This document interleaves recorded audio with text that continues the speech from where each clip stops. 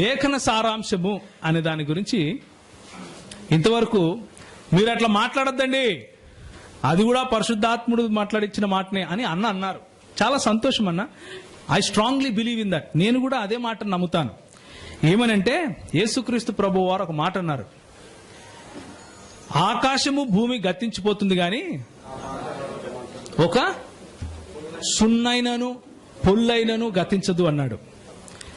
నేను ఇక్కడ నిలబడి మీ ముందు ధైర్యంగా ఏం చెప్తున్నాను అంటే, ఈ 66 పుస్తకాలలో ఉన్న ప్రతి మాట దేవుని దైవావేశము వలన కలిగింది అంటున్నాను. ఓకే, అదే పొజిషన్ మీరు తీసుకుంటే మనం మాట్లాడదాం. కొన్ని మాత్రమే దైవావేశం కలిగినాయి, అది అలా కాదు, ఇది ఇలా కాదు అని చెప్పటానికి ఒక లాంగ్ డిస్కషన్ మనం చేయాల్సి ఉంటుంది. ఒకవేళ మీరు కూడా దైవావేశం వలన కలిగిన లేఖనాలే ఇవన్నీ కూడా 66 పుస్తకాలు, అందులో ఉన్న ప్రతి మాట అంటే, అందులో నుంచి మనకొచ్చే అపోస్తలుల బోధ ఎట్లొస్తుంది అంటే, ఆజ్ఞ వెంబడి ఆజ్ఞ, సూత్రము వెంబడి సూత్రము, కొంత ఇచ్చట కొంత అచ్చట యెహోవా వాక్యము మీకు వచ్చును అని ఉంటుంది. ఇచ్చట వచ్చిన దాన్ని పట్టుకొని ఊగులాడి ఆన్నే కూర్చుంటే ఉండండి అంటాను నేను. అచ్చట కూడా ఇంకొకటి వచ్చింది చూడండి అని పిలుస్తున్నా. ఓకేనా? ఇచ్చట వచ్చిన దాన్ని పట్టుకొని అక్కడే ఉంటాను అంటే మీ ఇష్టం. ఇచ్చట ఇంకొకటి కూడా వచ్చింది నాయన, అది కూడా చూడండి అని పిలుస్తున్నా. ఇచ్చట కొంచెము అచ్చట కొంచెము వచ్చిన మాటను, దేవుని వాక్యాన్ని తీసుకొని ఆనెస్ట్గా ఏ విధంగా దాన్ని మనం అర్థం చేసుకుంటే మనకు లేఖనంలో ఉన్న సంపూర్ణ సత్యం తెలుస్తుంది అని తెలుసుకుంటే, అలాంటి ప్రయత్నం చేస్తే తప్పకుండా క్రైస్తవ్యంలో ఉన్న త్రిత్వము అనే సిద్ధాంతము ఎందుకు సార్వత్రిక క్రైస్తవ్యం నమ్ముతా ఉంది అన్న విషయం తెలుస్తుంది. క్రీస్తు కీర్తనాకారుడి ప్రత్యక్షత చూద్దాం. ఇంతకు ముందు చూశాం 102వ అధ్యాయంలో కీర్తన. అక్కడ ఏముంది అని అంటే, ఆదియందు నీవు భూమికి పునాది వేసితివి, ఆకాశములు కూడా నీ చేతి పనులే అంటున్నాడు కీర్తనకారుడు. ఆదియందు భూమికి పునాదులు ఎవరు వేశారు అని నేను ప్రశ్నిస్తే, మరి యెహోవా వేశాడా, యేసు వేశాడా అని అంటే, బహుశా కొంతమంది ఎలా చెప్పొచ్చు అంటే, యెహోవా యేసు ద్వారా వేయించాడు అని చెప్పొచ్చు. ముందు యేసును కన్నాడు, ఆ తర్వాత యేసు వీటికి పునాదులు వేయించాడు అని చెప్పొచ్చు. కాకపోతే ఒకసారి అది చదివి చూద్దాం. కీర్తన 102 25 నుంచి 27 వరకు.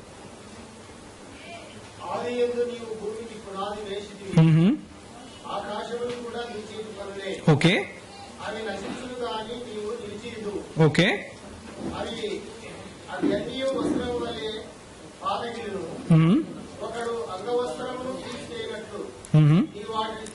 చాలన్నా, ఇవన్నీ కూడా యెహోవా సృష్టించిన యేసు చేస్తున్నాడు అని చెప్పేవాళ్ళు చెప్పొచ్చు. కాకపోతే 102వ కీర్తన ఎలా మొదలైంది అన్న విషయం ఒకసారి చదవండి. 102వ కీర్తన 1వ వచనం, యెహోవా, ఈయన యేసు ప్రభువుకు ప్రార్థన చేస్తున్నాడా?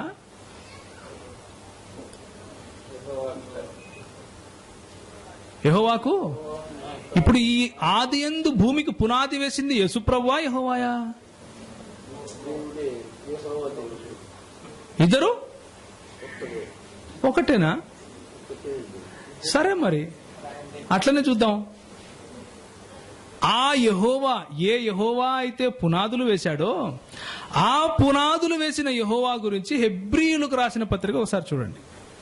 హెబ్రీయులకు రాసిన పత్రిక 1వ అధ్యాయం 10వ వచనం.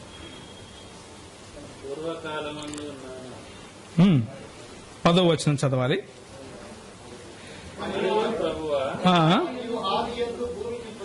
సేమ్ మాటలు, కొత్తగా ఏం రాయట్లేదు ఇక్కడ. యాజ్ ఇట్ ఈస్ గా అక్కడి నుంచి తీసుకొని వచ్చి పెడుతున్నాడు. ఎవరి గురించి చెప్తున్నాడు? యాక్చువల్ గా యెహోవా వేశాడు కదా పునాదులు. మరి చదవండి. ప్రభువా నీవు ఆది యందు భూమికి పునాది వేసితివి, ఆకాశములు కూడా నీ చేతి పనులే. అవి నశించును గాని నీవు నిలిచియుందువు. ఓకే, అవన్నీ వస్త్రం వలె పాతగిలు. చాలన్నా. ఇవన్నీ ఎవరి గురించి చెప్తున్నాడు? 8వ వచనం చదవండి. అదే అధ్యాయంలో 8వ వచనం చదవండి.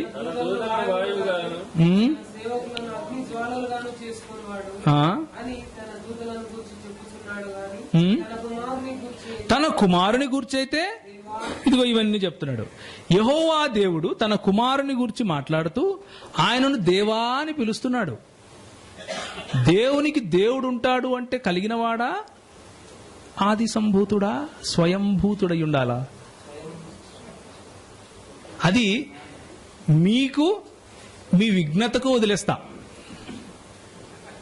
నేనేమనుకుంటున్నానో నేను చెప్తా.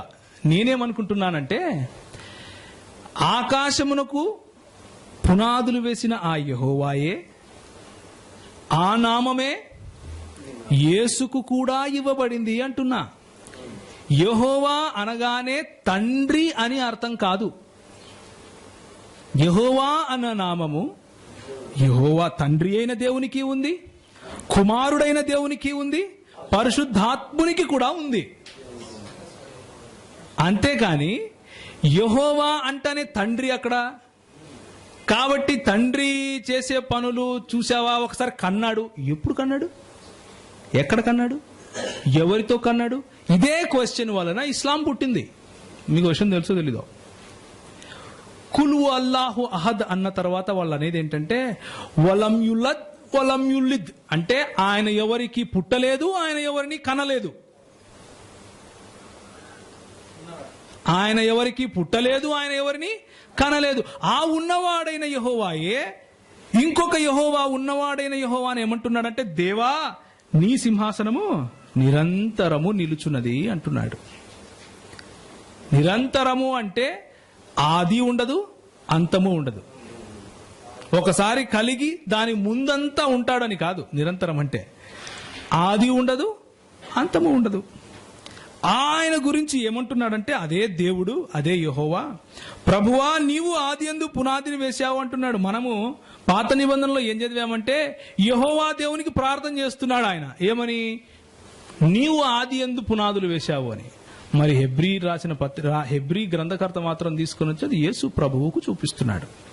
నేను మీకు లంచ్ బ్రేక్ ఇచ్చేటప్పుడు ఒక మాట చెప్పాను. క్వశ్చన్స్ అయిపోయినాయనా? తర్వాత మాట్లాడదాం. అయిపోయిన వెంటనే మాట్లాడదాం. ఓకేనా? అయిపోయిన వెంటనే మాట్లాడదాం. యోహాను 12 సరే తీయండి. ఎవరి గురించి, ఎవరిని యోహాను చూశాడు? యెషయా. యోహాను ఏమంటున్నాడంటే, యెషయా ఆయన మహిమను చూచాడు కనుక ఈ విధంగా ఈ మాటలు చెప్పాను అన్నాడు.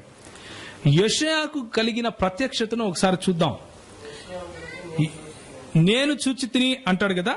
యెషయా పుస్తకము 6వ అధ్యాయం,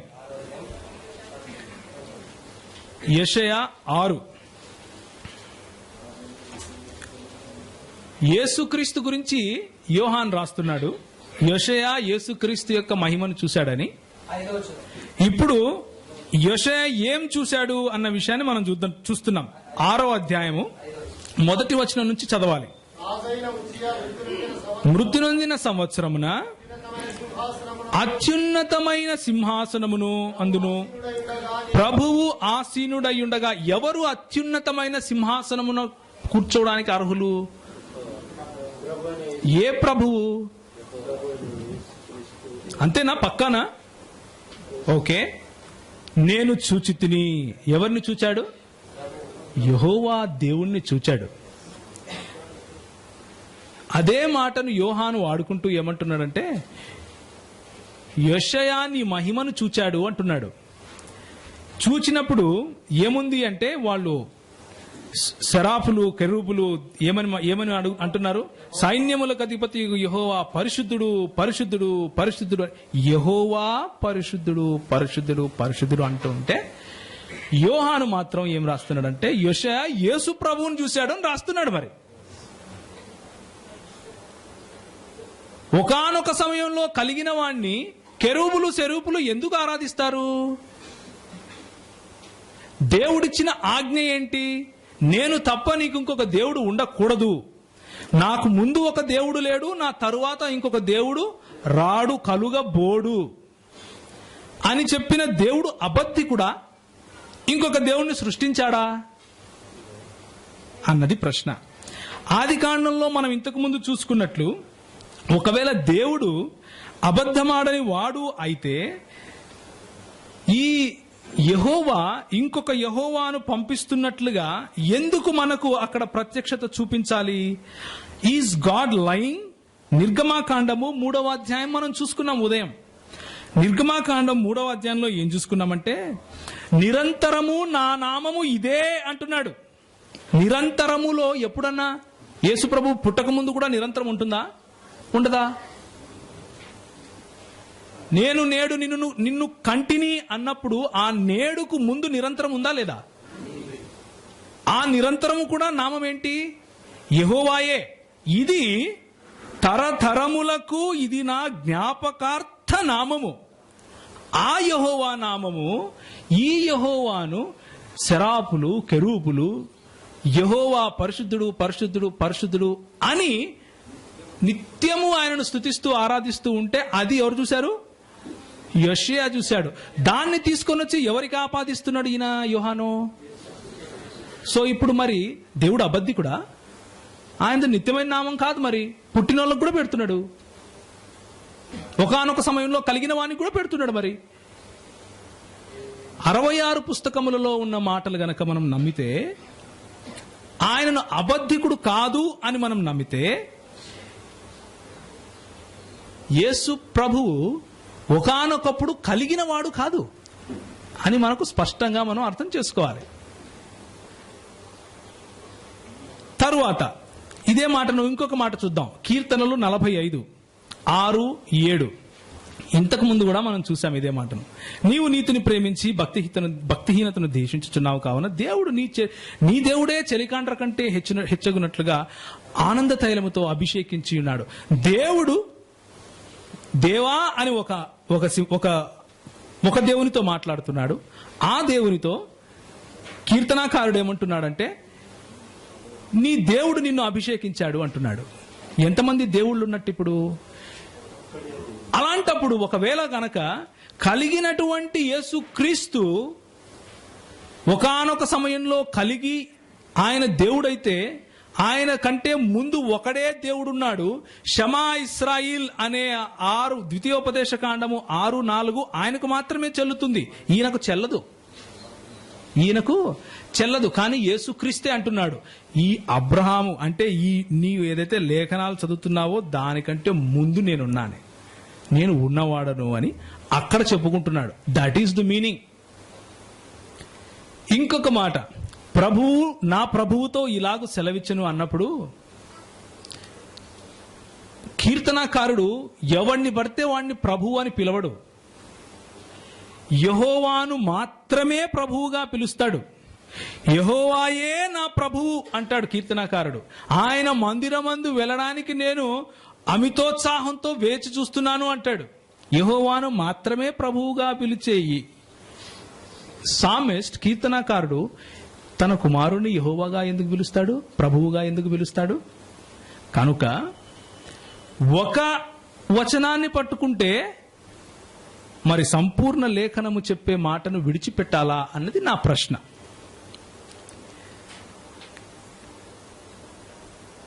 సో పాత నిబంధన గ్రంథంలో మనం ఏం చూసామంటే యాహ్వేను చూసాం, యెహోవా దూతను చూసాం, యెహోవా ఆత్మను చూసాం. యెహోవా ఆత్మను ఎక్కడెక్కడ చూడొచ్చు అంటే 2వ సమూయేలు 23:23లో చూడొచ్చు. యోబు గ్రంథము 33వ అధ్యాయము 4వ వచనంలో చూడొచ్చు. యెషయా గ్రంథము 48వ అధ్యాయము 16వ వచనంలో చూడొచ్చు. 16వ వచనంలో మనం చూసినప్పుడు ఏమని చూసామంటే, ఇప్పుడు యెహోవాయు ఆయన ఆత్మయు నన్ను పంపుచున్నది అని చూశాం. యెహోవా ఆత్మ, యాహ్వే మరియు యెహోవా దూత, ఈ ముగ్గురు వ్యక్తులకు సరి సమానముగానే అదే భావమును చూపిస్తూ నూతన నిబంధన గ్రంథంలో తండ్రి అయిన దేవుడు, కుమారుడైన యేసుక్రీస్తు, పరిశుద్ధాత్ముడైన దేవుడు అన్న పదాలు వాడుతున్నాం. తండ్రి అయిన దేవుడు, కుమారుడైన యేసుక్రీస్తు, పరిశుద్ధాత్ముడైన దేవుడు అన్న పదాలు వాడుతున్నాం. కొద్ది కాలం క్రితము మేము ఒక ఆయనతో మాట్లాడాం. ఆయన కూడా ఇదే మాట అన్నాడు. ఏమన్నాడంటే, క్రైస్తవ్యము ఒక పెద్ద లోపంలో ఉంది. అది ఏంటి అంటే, దేవుని కుమారుడైన దేవుడు అని చేసేసింది. వింతగా ఉందా? దేవుడి కుమారుడైన దేవునిగా చేసింది కాబట్టే సమస్య అంటున్నాడు. God's son is made in to the son God, or God the son of God is made in to God the son. అందుకు సమస్య వస్తుంది అన్నాడు. కాకపోతే the son of God is none other than Yahweh అని దేవుని వాక్యం చెబుతా ఉంది. Is none other than Yahweh.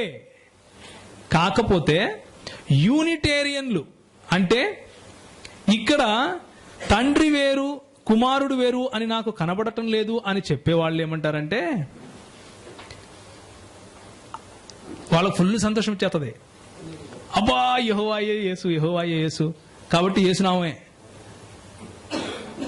అందుకే 2వ సెషన్లో నేను బలమైన ఫౌండేషన్ వేశాను మీకు. ఏమని? ఇద్దరు వేరు వ్యక్తులు అక్కడ మనకు కనిపిస్తున్నారు. ఒక యెహోవా క్రింద నుంచి పైనున్న యెహోవాతో అగ్నియు గంధకములను.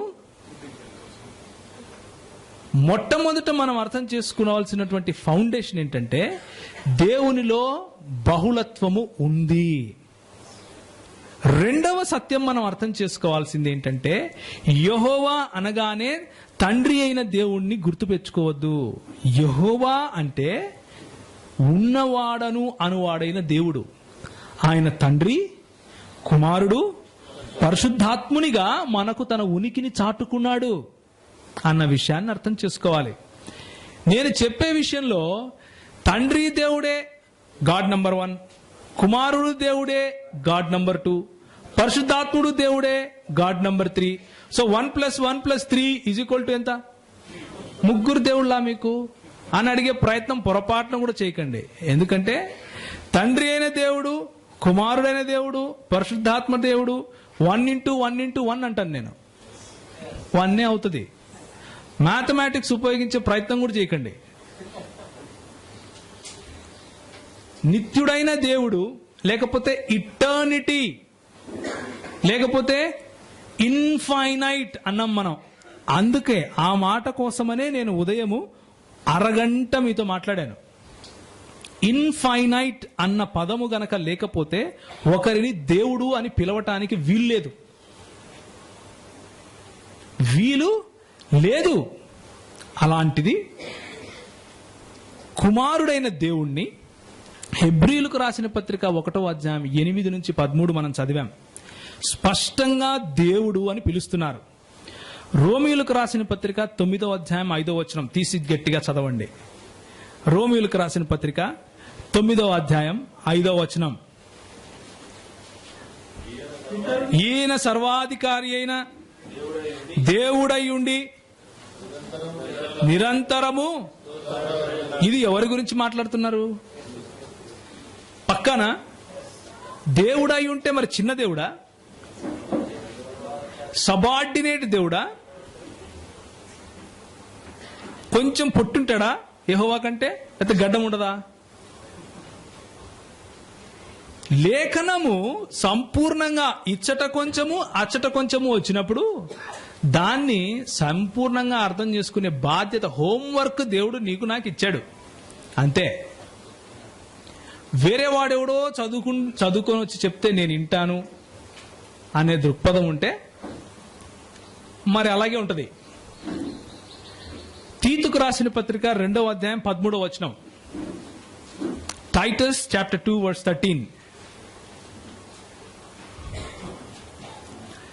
ఇక్కడ నూతన నిబంధన గ్రంథము యేసుక్రీస్తు గురించి ఏమంటా ఉందంటే, అనగా మహాదేవుడును మన రక్షకుడునైనా యేసుక్రీస్తు. ఇక్కడ మహాదేవుడు ఎవరు అంటే ఆల్ మైటీ గాడ్.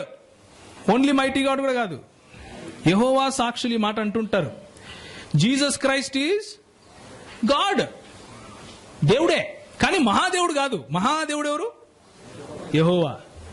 అందుకే ఇట్లాంటివి వస్తాయని బహుశా మన అపోస్తలులకు ముందే తెలిసేమో. మహాదేవుడును రక్షకుడునైనా యేసుక్రీస్తును మనం ఆరాధించాలి అని వాళ్ళు బల్లగుద్ది మరి చెప్తున్నారు. వాళ్ళ ఆరాధన యేసుక్రీస్తుకే. 1 యోహాను 5వ అధ్యాయం 20 నుంచి 21 వరకు, ఆయనే నిజమైన దేవుడును నిత్య జీవమును అయి ఉన్నాడు. ఎవరు ఆయన? 20 నుంచి చదవన్నా. దేవుని కుమారుడు వచ్చి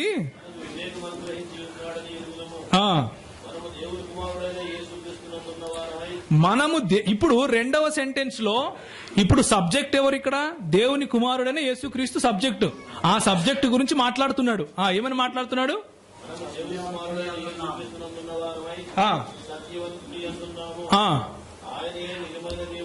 ఏ యేసుక్రీస్తు గురించి అయితే మాట్లాడుతున్నానో ఆయనే నిజమైన దేవుడు, నిత్య జీవము అయి ఉన్నాడు. నిజమైన దేవుడు యేసుక్రీస్తే.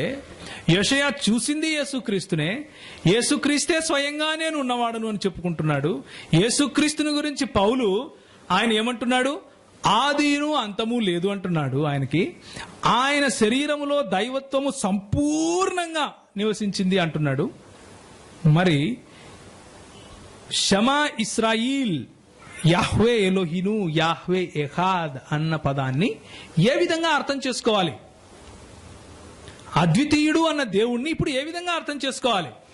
లేఖనం ఏం చెప్తా ఉంది అంటే దేవుడు ఒక్కడే అంటోంది. అదే లేఖనము తండ్రి అయిన దేవుణ్ణి యెహోవాగా పిలుస్తా ఉంది, కుమారుడైన దేవుణ్ణి యెహోవాగా పిలుస్తా ఉంది, పరిశుద్ధాత్ముణ్ణి యెహోవాగా పిలుస్తా ఉంది. ఇప్పుడు ఎలా అర్థం చేసుకోవాలి? ఎలా అర్థం చేసుకోవచ్చు అంటే, పోనీ పరిశుద్ధాత్ముడు ఎలా దేవుడు అన్న ఒకవేళ క్వశ్చన్ ఉంటే టైం వేస్ట్ కాకుండా నేను మీకు అలా పెట్టాను. ఇంతకుముందు చెప్పినవే మీరు అవి నోట్ చేసుకోవచ్చు. సమయం దొరికినప్పుడు దాన్ని చూడండి. మచ్చుకు అపోస్తలుల కార్యం 13:2 చూస్తే అననీయ సఫీరాలు చేసిన అబద్ధము దేవునితో అబద్ధముగా, లేకపోతే దేవుణ్ణి కించపరిచినట్లు, బాధపరిచినట్లుగా అక్కడ చెప్పడం జరిగింది. హెబ్రీలకు రాసిన పత్రిక 3:7-11 చూస్తే స్పష్టంగా ఆయన దేవునితో ఆయనను పోల్చడం జరిగింది. ఇప్పుడు మనము ఈ త్రిత్వాన్ని వివరించే పట్టి చూస్తాం. చూడటానికి ముందు నేను మీకేం చెప్పాలనుకుంటున్నాను అంటే, మనకు వేరే ఆప్షన్ ఏమైనా ఉందా అని ఆలోచించి చూద్దాం. ఒకడే దేవుడు అని మనం నమ్మాలి. ఆ దేవుడు తండ్రి అయిన దేవుడు, కుమారుడైన దేవుడు, పరిశుద్ధాత్మ దేవుడు. ఈ మూడు కూడా దేవుని వాక్యం చెబుతా ఉంది. దీన్ని ఎలా అర్థం చేసుకోవాలి అంటే మనకున్న వేరు ఆప్షన్స్ ఏంటివి అంటే ఇవి. ఒక దేవుడు 3 ప్రత్యక్షతలు. పాత నిబంధన కాలంలో తండ్రిగాను, యెహోవాగాను, కొత్త నిబంధన కాలంలో యేసుక్రీస్తుగాను, కృపాకాలంలో అని చెప్పే బోధ ఉంది. అది ఎందుకు తప్పు అని నా భావన అంటే, పాత నిబంధన గ్రంథంలో యెహోవా తన దూతను పంపించినప్పుడు మనం స్పష్టంగా 2 వేర్వేరు వ్యక్తులను మనం చూసాం ఇప్పటి వరకే. కాబట్టి ఆ ఎక్స్ప్లెనేషన్ సరిపోదు. ఇంకొక ఎక్స్ప్లెనేషన్ ఉంది. అయ్యా, ఆయన యేసు ప్రభు, పరిశుద్ధాత్ముడు ముగ్గురు ఒక వ్యక్తే. ఒకే వ్యక్తి, వీళ్ళందరూ సపరేట్ ఏం కాదు. ఆయన ఈయనంతా ఒకటే, అంతా ఒకటే అనే దాంట్లో ఉన్న సమస్య ఏంటంటే, అంతా ఒకటే అయితే ఎవరు ఎవరితో మాట్లాడుకుంటున్నారు, ఎవరు ఎవరికి ప్రార్థన చేస్తున్నారు, ఎందుకు ప్రార్థన చేస్తున్నారు అన్న సమస్య వస్తుంది. దేవా నీ సింహాసనము అని ఏ దేవుడు ఏ దేవునితో మాట్లాడుతున్నాడు అన్న సమస్య వస్తుంది. అంతా ఒకటే అయితే నా తండ్రియు నేనును వచ్చి మీతో సహవాసం ఉంటాము అని యేసుక్రీస్తు ఎలా చెప్పగలుగుతాడు అన్న సమస్య వస్తుంది. యోహాను సువార్త 17వ అధ్యాయంలో ఆయన ప్రార్థన చేస్తూ పెద్ద ప్రార్థన చేస్తాడు. మన ప్రభు అయిన యేసుక్రీస్తు వారు ప్రార్థన చేస్తూ, ఈ భూమి అయితే ఈ సృష్టింపబడటానికి ముందు నీ వద్ద నాకు ఏ మహిమ అయితే ఉందో ఆ మహిమ గురించి నేను అని ఒక ప్రార్థన చేస్తాడు. మనము ఎలాగూ ఏకమై ఉన్నామో అంటూ ప్రార్థన చేస్తాడు. ఆ సృష్టింపబడటానికి ముందున్న మహిమ ఒకవేళ యేసుక్రీస్తుకు ఇస్తే తండ్రి అయిన దేవుడు ఆయన అబద్ధికుడు అవుతాడు. ఆయన ఏమన్నాడు, నా మహిమను నేను, ఆయన అబద్ధికుడు. మనం బేసిక్గా బైబిల్ వారేయచ్చు, అబద్ధం చెప్పేటోడు. లేకపోతే యేసు ప్రభువుని దేవుడు అనడానికి వీల్లేదు. కానీ బైబిల్ ఏమంటా ఉంది, రోమిలకు రాసిన పత్రికలు చదువుతున్నాం, తీతుకు రాసిన పత్రికలు చదువుతున్నాం, ఆయన దేవుడు అంటున్నాం. కాబట్టి ఒకటే మోనాడ్ అనేది చల్లదు. ఇంకొకటి ఉంది, ఆయన యేసుక్రీస్తు నిజానికి దేవుడే, మనిషి కాదు. అప్పుడప్పుడు మనుషత్వం వస్తూ ఉంటది, పోతా ఉంటది. ఆయనకు కూడా ఆకలైంది, ఆయన అలసిపోయాడు. అప్పుడప్పుడు దైవత్వం ఎగిరిపోగానే మళ్ళీ చచ్చిపోయాడు. అప్పుడు వచ్చే సమస్య ఏంటంటే, సశరీరుడై లేచినప్పుడు మళ్ళా వచ్చింది ఆత్మ. లేఖనమే చెప్పలేదే. ఇప్పుడు వెళ్ళి యాజక ధర్మం చేస్తున్నాడు, మరి ఇప్పుడు ఆత్మ ఉందా ఆయన దగ్గర? క్రీస్తు తత్వం వచ్చింది ఆయన దగ్గరికి? లేఖనం చెప్పలేదే అనే సమస్య వస్తుంది. ఇంకా అలా చెప్పుకుంటూ పోతే ప్రతి దాంట్లోనూ సమస్యే. కనుక దేవుణ్ణి మన పరిమితి గల బుద్ధిలో, మనకున్నటువంటి విజ్ఞతలో మనం ఎలా పెట్టగలము అంటే, ఎలా అర్థం చేసుకోగలము అంటే చాలా సింపుల్. లేఖనం ఎలా చెప్తాందో అలా స్వీకరించటమే. లేఖనం ఎలా చెప్తా ఉందో అలా స్వీకరించటమే. దాన్ని మించిన ఆప్షన్ మనుషులకు లేదు. పరిమితి గల నీ బుద్ధితో అపరిమితుడైన ఆ దేవుణ్ణి నేను విశ్లేషిస్తాను, నేను డిఫైన్ చేస్తాను అంటే బోర్ల పడతాం. బెస్ట్ ఏం చేయొచ్చు అంటే, మనము దేవుడు ఎట్లా చెప్తే అట్లా నోరు మూసుకొని వినడం బెటర్. ఆయన ఏమని చెప్తున్నాడంటే, నేను పొద్దున్నుంచి ఇప్పటి వరకు అదే చెప్తున్నా, నేను అద్వితీయుడనైన దేవుణ్ణి, తండ్రి, కుమారుడు, పరిశుద్ధాత్ముడుగా నేను నా ఉనికిని చాటుకున్నాను అన్నాడు. అది విని దానికి త్రిత్వం అని పేరు పెట్టుకున్నాం, అంతే. We believe in one God, not three gods.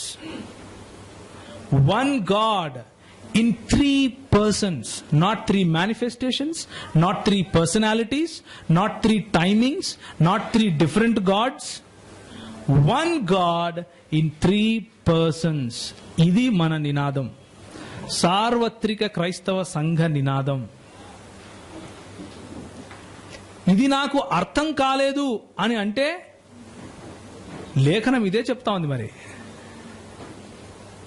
దేవుడు అర్థం కావటానికి మనం ఏం చేయగలమంటే, దేవుడు మాట్లాడితే, దేవుడు తను తాను గురించి చెప్పుకుంటే వినగలం. ఆయన ఏమని చెప్పుకుంటున్నాడు అంటే, నేను ఒకటే దేవుణ్ణి అంటున్నాడు. అయినప్పటికీ తండ్రి, కుమార, పరిశుద్ధాత్ముడు అన్న ముగ్గురు వ్యక్తులలో నా ఉనికిని నేను చాటుకుంటున్నాను అన్నాడు. కొంతమంది నన్ను అడుగుతారు, ఎగ్జాంపుల్ చెప్పాయా, ఒక్క ఎగ్జాంపుల్ చెప్పు. చెప్తానన్నాను. ఏం చెప్పు అంటే దేవుడు అన్నాను. అంతకంటే బుద్ధిహీనత ఒకటి ఉండదు. ఎందుకంటే can you define God and give 2 examples?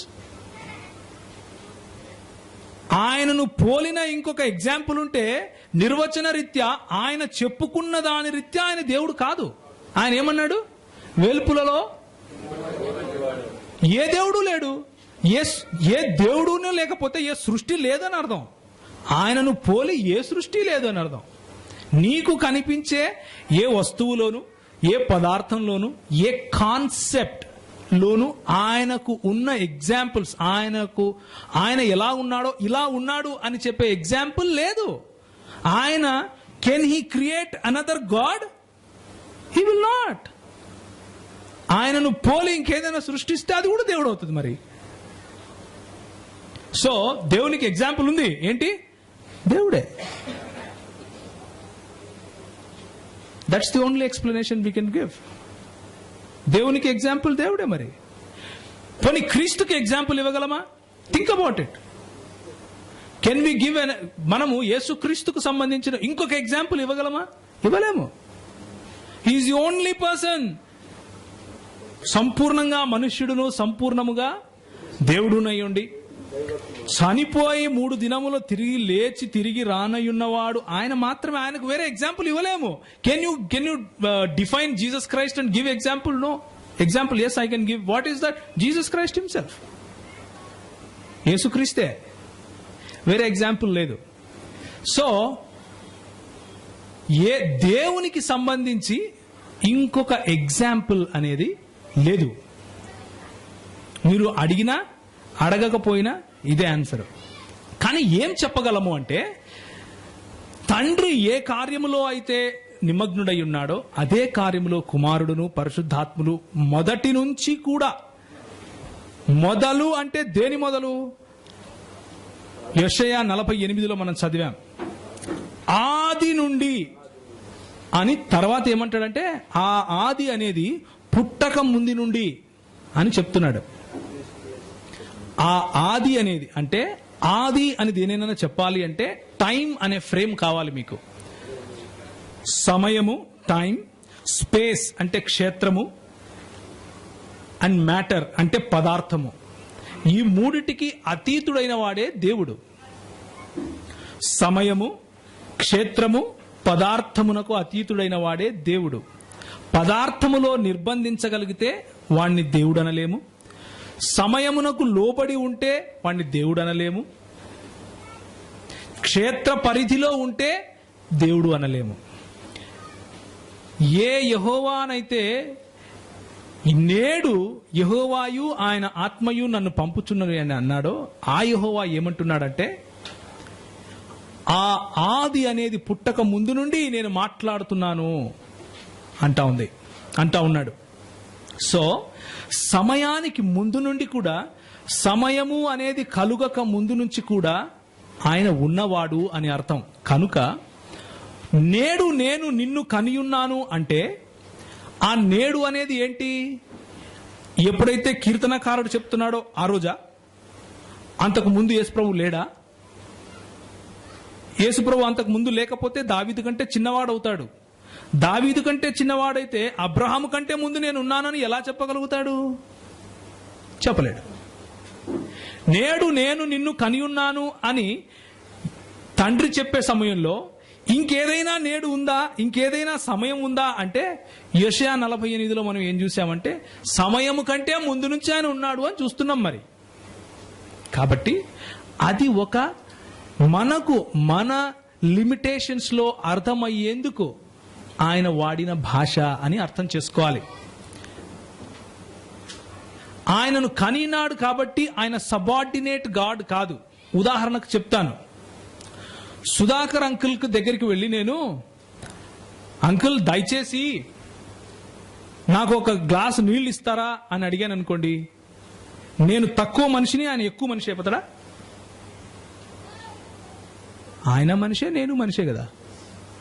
మనుషత్వం change అయిపోతుందా? కొంతమంది ఇలా అంటారు, యేసుక్రీస్తు ప్రార్థన చేశాడు కదా కాబట్టి ఆయన దేవుడు కాదు. నేను మా నాయన వెళ్ళి 10 రూపాయలు అడిగితే నేను తక్కువ మనిషిని అయిపోతున్నా? నాకు అర్థం కాలేదు ఇది లాజిక్. అడగటానికి మనుష్యత్వం తగ్గిపోవటానికి రిలేషన్ ఏంటి?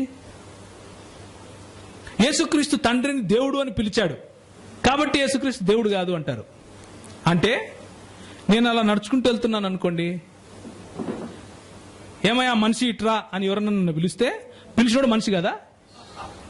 What kind of logic is this? అర్థం కాలేదా మీకు నేను చెప్పింది? నేను వెళ్తున్నాను, ఏమయ్యా మనిషి ఇట్రా అని ఎవరన్నా పిలిచారనుకోండి, పిలిచినోడు మనిషి కాకుండా పోతాడా? అబ్సల్యూట్లీ మనిషే.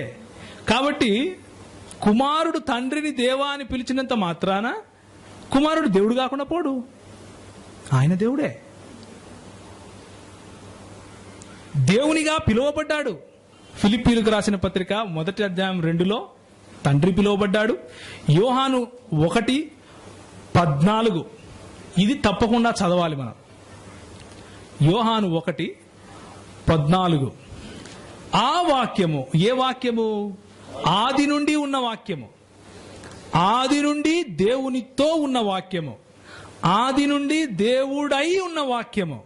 ఈ ఆది అంటే ఏంటి? నేను నేడు నిన్ను కని ఉన్నాను అనే అదే కాదు. నేడు అన్న కంటే ముందు ఆది. ఆదిలో నేడు వస్తే అది ఆది కాదు. అది ఆది ఎలా అవుతుంది? ఆది అంటే మొత్తము సమయము అనే బంధకముకు బయట, beyond the limitations of time నేను అను తండ్రితో ఉన్నాను. మరి వాక్యము దేవుడై ఉన్నది. ఒకవేళ దేవుడు సమయము అనే బంధకంలో ఉంటే దేవుడు ఎలా అవుతాడు? సెషన్ అయిపోయిన తర్వాత నాకు చెప్పన్నా, నేను నవ్వుకుంటా.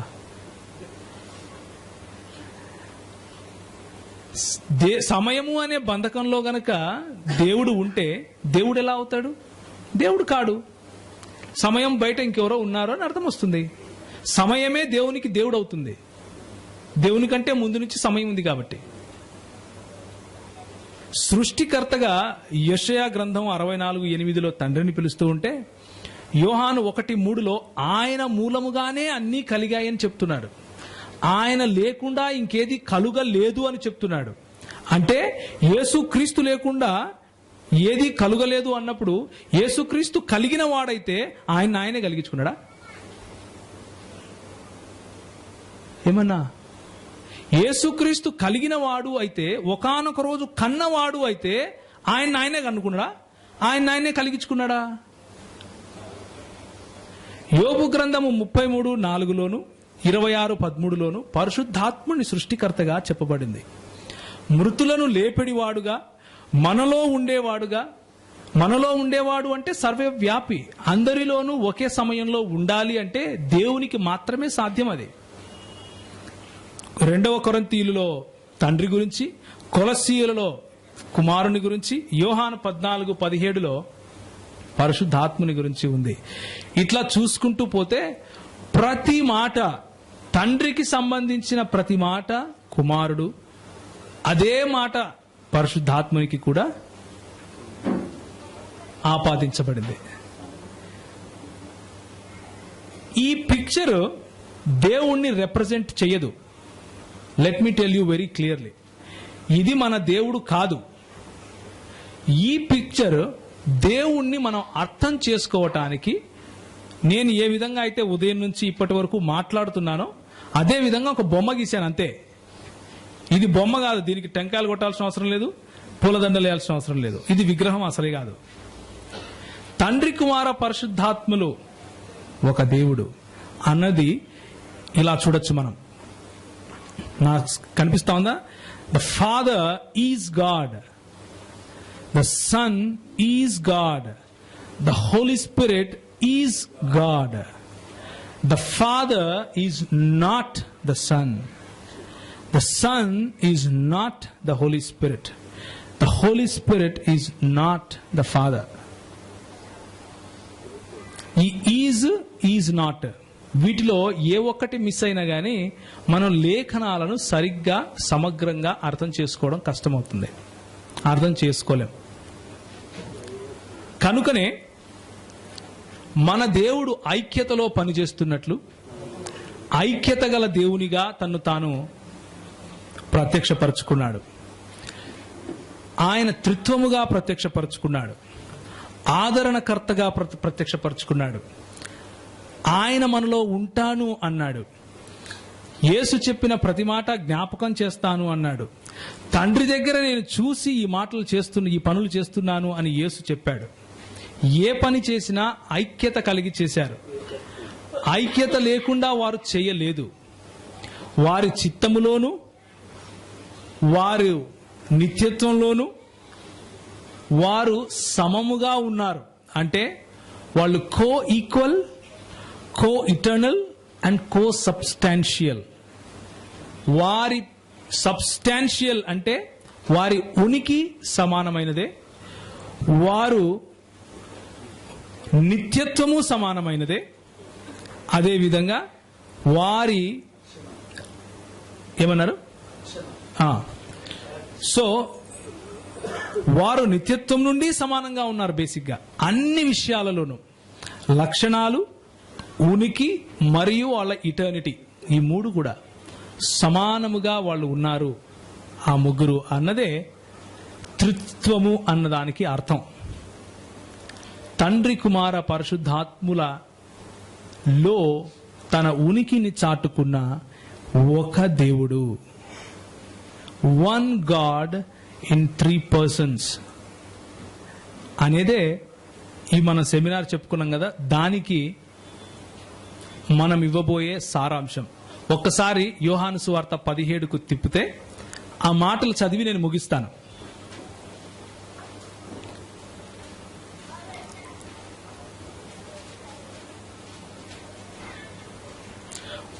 ఆయన ఏ విధంగా అన్ని విధాలుగా ఐక్యత కలిగి ఆయన జీవిస్తున్నాడో, ఆయన ఉనికి ఉందో, ఆయన మనకిచ్చే పిలుపు ఏంటంటే నన్ను పోలి నడుచుకోండి అంటున్నాడు. మనలో ఐక్యత కలిగి ఉండాలి అని అంటున్నాడు. మనలో ఐక్యత లేకపోతే, సంఘీభావం లేకపోతే, ఆన్సర్లు తెలియనప్పుడు వెకిలి నవ్వులు నవ్వుతాం.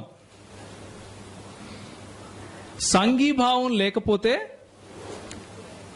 ప్రశాంతంగా సాగుతున్న వాతావరణంలో పిచ్చి మాటలు, పిచ్చి చేష్టలు చేస్తాం. ఈ ఐక్యత కలిగి ఉండాలి అని నేను మిమ్మల్ని ఆహ్వానిస్తున్నాను. 17వ అధ్యాయంలో ఆయన ఏమని ప్రార్థిస్తాడంటే, ప్రభువా, నేను వీళ్ళని లోకంలో విడిచిపెట్టిపోతున్నాను. ఆ మహిమను, ఏ మహిమనైతే నువ్వు ఎవరికి ఇవ్వవో, ఏ మహిమైతే నాకు ముందు నుంచి నీ దగ్గర ఉందో, అలాంటి మహిమను వీళ్ళకి ఇచ్చిపోతున్నాను. ఈ సంఘాన్ని చూసినప్పుడు దేవుని ప్రతిబింబం కనిపిస్తుంది, దేవుని శరీరం కనిపిస్తుంది, యేసు ప్రభువు శరీరం కనిపిస్తుంది అని చెప్పి ఆయన వెళ్ళాడు. దీన్నే భిన్నత్వంలో ఏకత్వంగా మనం చెప్పుకుంటున్నాం. ఈరోజు మన సంఘము ఒకటే అయినప్పటికీ మనమందరము కూడా కలిసి ఉన్నాం. అందులో సంఘములో బహుళత్వం ఉంది, బహు ఆలోచనలున్నాయి. అయినప్పటికీ మనందరము కలిసి యేసుక్రీస్తు శరీరం. అలా ఉన్నప్పుడే ఆయనకు ఆనందం. వెకిలి చేష్టలు చేసుకొని ఒకడి కాలు పట్టుకొని లాగాలి అనుకుంటే నీకు ఆనందం వస్తుంది, కొద్దిసేపు మోసపోతావు. తలలోంచుకుంటే ప్రార్థన చేసుకుందాం.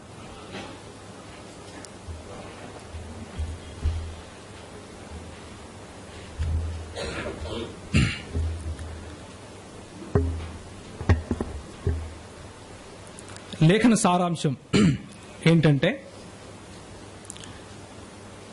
కొద్దిగా ఇచ్చట కొద్దిగా అచ్చట యెహోవా వాక్యము మనకు ప్రత్యక్షపరచబడినప్పటికీ ఆ వాక్యమంతా కలిసి ఒకే మాటను చెబుతా ఉంది.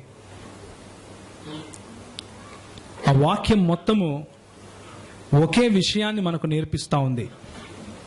అది ఏమిటి అంటే, అవలీలగా నేర్చుకోవటానికి, అవలీలగా ఎగ్జాంపుల్స్ ఇవ్వటానికి, నీకు అర్థం కాకపోతే తప్పుడుగా ఆయనను రిప్రజెంట్ చేయటానికి దేవుడు అన్న కాన్సెప్ట్,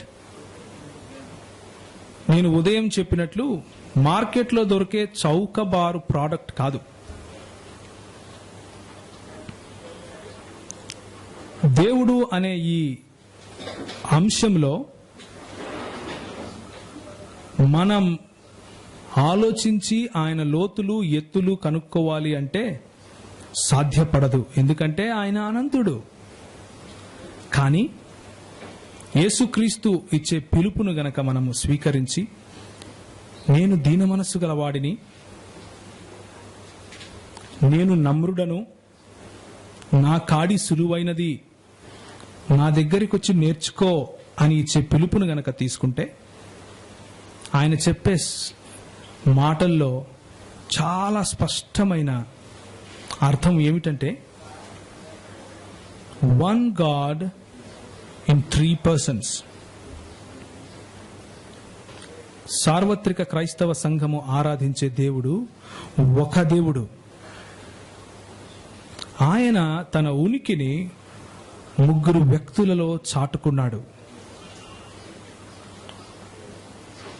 నువ్వు దేవా అని పిలిచినప్పుడు, నువ్వు ప్రార్థించినప్పుడు, నువ్వు ఆరాధించినప్పుడు ప్రతిసారి కూడా ఈ త్రియేక దేవుణ్ణే ఆరాధిస్తున్నావు అన్న విషయం మర్చిపోకు. అందుకనే ప్రకటన గ్రంథము 5వ అధ్యాయంలో సింహాసనాసీనుడైన దేవునికిని గొర్రె పిల్లకును అన్న మాట ఉంటుంది.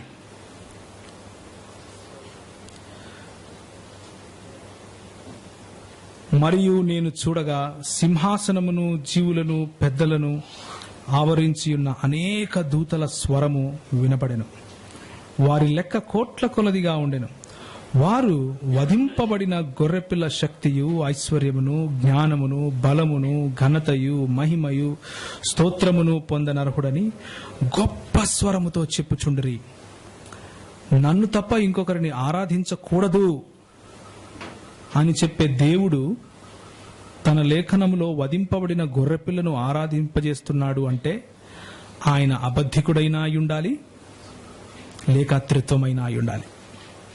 దేన్ని ఎన్నుకుంటావో, దేన్ని నమ్ముతావో అన్నది లేఖనముల వెలుగులో నీకే వదిలేస్తున్నా.